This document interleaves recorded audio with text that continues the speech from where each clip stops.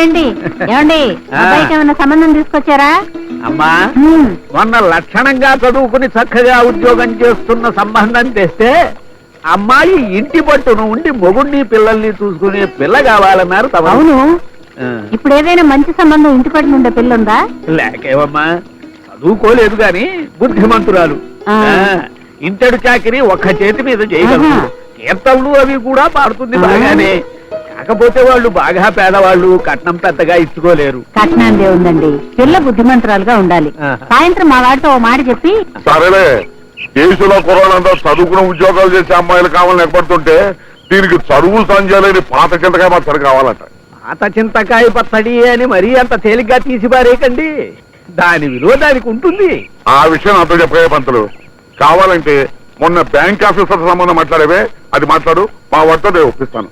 ఒప్పిస్తారు. మీరెన్నో ఒప్పించినా వాడు నా మాటే వింటాడు అని నువ్వు అనుకుంటున్నావు. కానీ నాన్న నా పెళ్లి విషయం మాత్రం నీ ఇష్టం అని అంటాడు. కాదు. అవును. కాదండి. అవును. కాదని చెప్తున్నాను. అయ్యా అమ్మా, ముందు మీరు ఉభయులు మీకు ఎలాంటి కోడలు కావాలన్న విషయంలో ఒక ఏకాభిప్రాయానికి వస్తే దానికి ఆ రాంబాబు గారు సంతోషంగా అంగీకరిస్తారని నా నమ్మకం. ఇదిగో పంతులు గారు, పెళ్ళనేది స్వవిషయం. నాకెలాంటి పెళ్ళాం కావాలో నిర్ణయించుకోవాల్సింది నేను. నాకు నచ్చిన పిల్ల దొరికినప్పుడు నేనే పెళ్లి చేసుకుంటాను. అంతేగాని నేను చిన్న కుర్రాన్ని అనుకుని నా గురించి మిగతా వాళ్ళు వాగ్దానాలు చేస్తే నాకేం సంబంధం లేదు.